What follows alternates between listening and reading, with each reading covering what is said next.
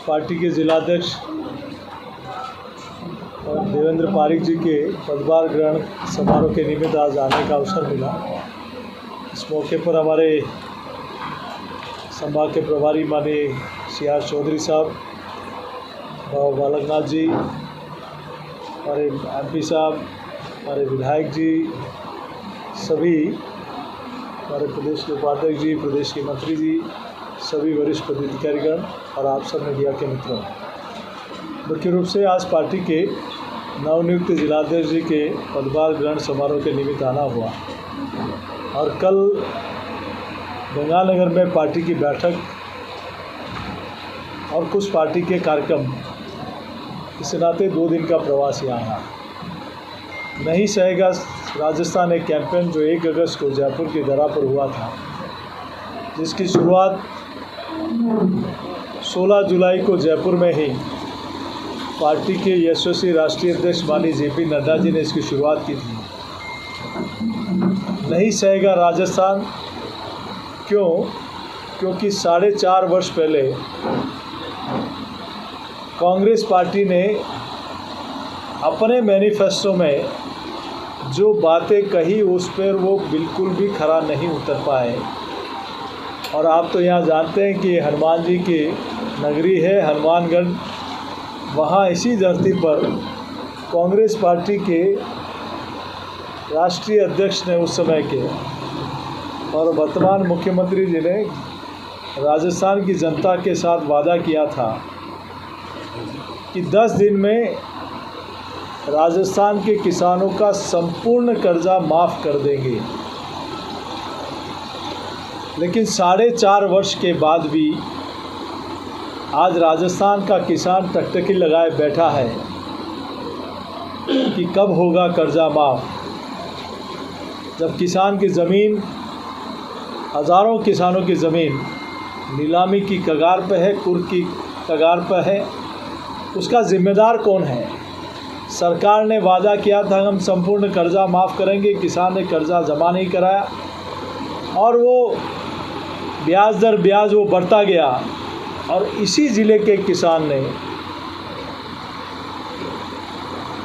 शांति धारीवाल जी ने फ्लोर पे कहा था कि अगर कोई किसान आत्महत्या कर लेगा तो उसके संपूर्ण कर्जा माफ़ करेंगे, और इस ज़िले के किसान ने आत्महत्या कर दी। कौन जिम्मेदार है उसका?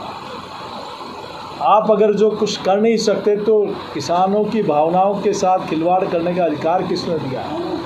आप अपने मैनिफेस्टो में वही बातें डालें जिसको आप अमल में ला सकते हो, जो बातें कर सकते हो। इन्होंने कहा था कि हम बेरोज़गारी बता देंगे, लेकिन राजस्थान के लाखों करोड़ों युवाओं का भविष्य सरकार ने बर्बाद किया। बेरोज़गारी भत्ता तो नहीं दिया, लेकिन RPSC जैसी पवित्र संस्थाओं को एक भ्रष्टाचार का अड्डा इन्होंने बना दिया। एक RPSC के मेंबर ने कहा 1.5 करोड़ रुपया लेके मैं मेंबर बना हूँ। किसने लिया? किसने बनाया सदस्य? शक की सोई मुखिया के ऊपर। पूर्व राज्य मंत्री जो मुखिया जी के बहुत नज़दीक है, वो 18 लाख रुपए लेते हुए पकड़े जाते हैं RPSC में पास कराने के लिए। मिस्टर जारोली को चेयरमैन बनाया, किसने बनाया? जब वो बोर्ड के चेयरमैन से हटते हैं, गिरफ्तार होते हैं, तो कहते हैं मैं तो मोहरा हूँ, डोर ऊपर तक है। सुरेश राका जो इसका मुख्य आरोपी है, इतने समय तक बसता है और आज सलमान खुर्शीद उनके वकील बनते हैं उसकी ज़मानत के लिए। राजीव गांधी स्टडी सर्कल में मुख्यमंत्री जी स्वयं संरक्षक है, जहाँ से पूरा मामला लीक हुआ। उसके सेक्रेटरी अभी वर्तमान सरकार के एक मंत्री हैं जो उसके सेक्रेटरी हैं। क्या रिश्ता है कलाम कोचिंग सेंटर का इस पेपर लीक से?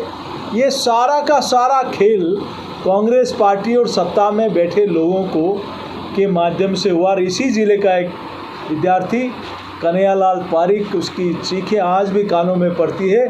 उसका जिम्मेदार कौन है?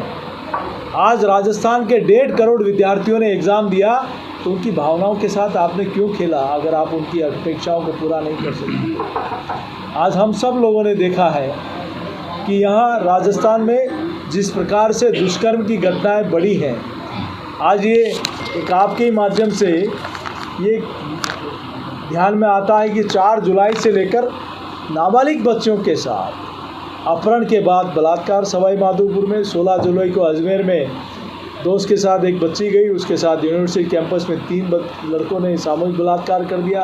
21 जुलाई को एक नाबालिग लड़की के साथ उसके 3 दोस्तों ने मिलकर उस बच्ची के साथ बलात्कार किया।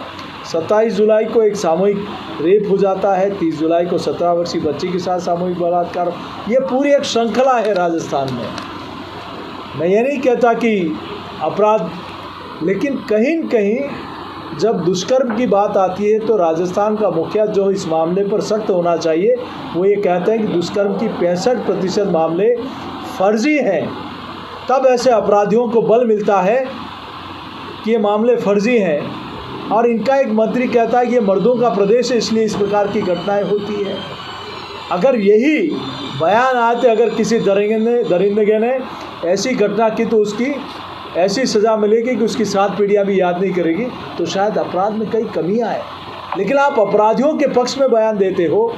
आज भिलवाड़ा में आप ताज्जुब करेंगे, 14 साल की बच्ची के साथ रेप हुआ, उसकी एक शरीर के हिस्से को काटकर तालाब में डाल दिया, और वो डालने के बाद आ रहे थे तो हाथ बच गया था, तो उन्होंने कहा इसका क्या करेंगे, उसको कोयले की भट्टी में डाल दिया। आखिर पुलिस करती क्या है?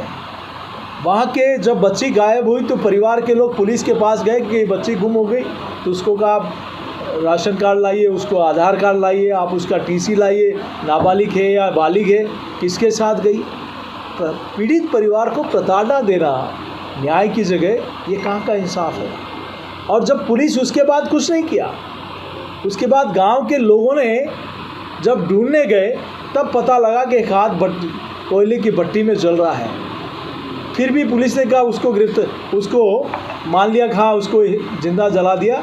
तो लोगों ने कहा कि ये भट्टी 2.5 फीट की है, इसमें बॉडी जाएगी कैसे, कहीं की और कुछ मामला है। तो लोगों ने फिर उसको ढूंढा तो तालाब में मिली बॉडी। और वो कब हुआ? पुलिस को परिवार के लोगों ने सूचना दी, उसके बाद बॉडी का डिस्पोजल हुआ।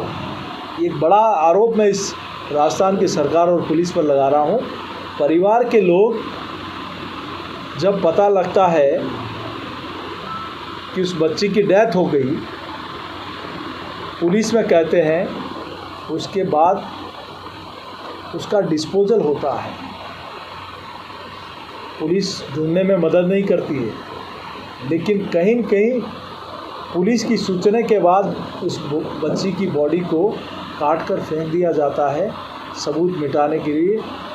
बड़ा आरोप है कि आप कहीं न कहीं आप उसके सबूत मिटाने में सहभागी हैं। मैं ज़्यादा कुछ नहीं कहते हुए, आज राजस्थान में हर वर्ग, चाहे किसान हो, चाहे युवा हो, चाहे नारी हो, इस सरकार से खफा है। इस सरकार किसी भी वादे पर खरा नहीं उतर पाई। ये सरकार बिजली के दामों में बेतहाशा वृद्धि हुई है। यहाँ जिन्होंने कहा कि हम 5 साल में बिजली के दाम नहीं बढ़ाएंगे, 18 बार बिजली के दाम बढ़े। बीजेपी के राज में 10,000 तक का बिजली का बिल माफ़ था, वो उन्होंने शुरू कर दिया। स्टेट टोल माफ़ थे, वो इन्होंने आके शुरू कर दिए। अन्नपूर्णा योजना थी, उन्होंने बंद कर दी। भामाशाह योजना थी, इन्होंने सरकार में आके बंद कर दी। आज क्या कारण है कि चिरंजीवी योजना में आप लोग भी साथी हैं। आयुष्मान भारत अगर मोदी जी की नहीं होती तो चिरंजीवी योजना आती क्या? और 25 लाख के होर्डिंग लगा रखे, 25 लाख। मैं आपसे भी कहूँगा कि राजस्थान में एक व्यक्ति तो बता दो जिसका 25 लाख तक का क्लेम हुआ, बीमा हुआ। आज पेंशन की बात और गैस की सब्सिडी की बात करते हैं, 50% उसमें भारत सरकार मदद कर रही है। तो क्यों नहीं बोलते हो गहलोत जी की भारत सरकार दे रही है? आज जिस प्रदेश में हम लोग रह रहे हैं, 30 में से 23 मेडिकल कॉलेज मोदी जी ने 9 वर्षों में दिए हैं। 2013-14 में 650 करोड़ रेलवे का बजट था, आज 23-24 में 9,500 करोड़ रेलवे का बजट मोदी सरकार ने दिया। 6 तारीख को ही आपके यहाँ अमृत स्टेशन की 20 करोड़ की लागत का एक परियोजना का शिलान्यास माननीय प्रधानमंत्री जी वर्चुअल करने वाले हैं।